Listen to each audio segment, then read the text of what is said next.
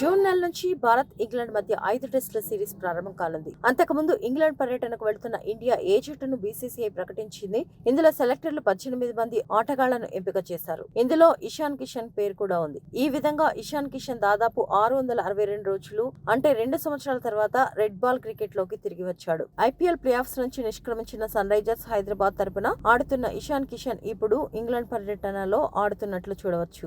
2023 సంవత్సరంలో వెస్టిండీస్ పర్యటన సందర్భంగా ఇషాన్ కిషన్ జూలై 20-24 మధ్య పోర్ట్ ఆఫ్ స్పెయిన్ మైదానంలో తన చివరి టెస్ట్ మ్యాచ్ ఆడారు. ఆ తర్వాత దక్షిణాఫ్రికా పర్యటన సందర్భంగా అతను 2023 చివరిలో 2024 ప్రారంభంలో టెస్ట్ టీం ఇండియా నుంచి తన పేరును ఉపసంహరించుకున్నాడు. దీనికి కారణంగా బీసీసీఐ టీమిండియా ప్రధాన కోచ్ రాహుల్ ద్రావిడ్ నిర్వహణ ఇషాన్ కిషన్ తో కలత చెందింది. దక్షిణాఫ్రికా పర్యటనను మధ్యలోనే వదిలేసిన ఇషాన్ కిషన్ కేంద్రం ఒప్పందం నుంచి తొలగించారు. దీని తర్వాత ఇషాన్ కిషన్ ఐపీఎల్ 2024 సీజన్ ఆడాడు. ఇప్పుడు అతను మళ్లీ రెడ్ బాల్ క్రికెట్ లోకి తిరిగి వచ్చాడు. టీమిండియా ప్రధాన కోచ్ అంశంగా రాహుల్ ద్రవిడ్ చేతిలో కాకుండా గౌతమ్ గంభీర్ చేతిలో ఉంది. ఇషాన్ కిషన్ ఇప్పటివరకు భారతదేశం తరపున 2 టెస్ట్ మ్యాచ్ల్లో 78 పరుగులు చేశాడు. ఇటువంటి పరిస్థితిలో ఇషాన్ ఇప్పుడు ఇండియా ఏ తరపున బాగా రాణించడం ద్వారా 2 ఏళ్ల పాటు టెస్ట్ జట్టులో చోటు సంపాదించుకోవాలనుకుంటున్నాడు.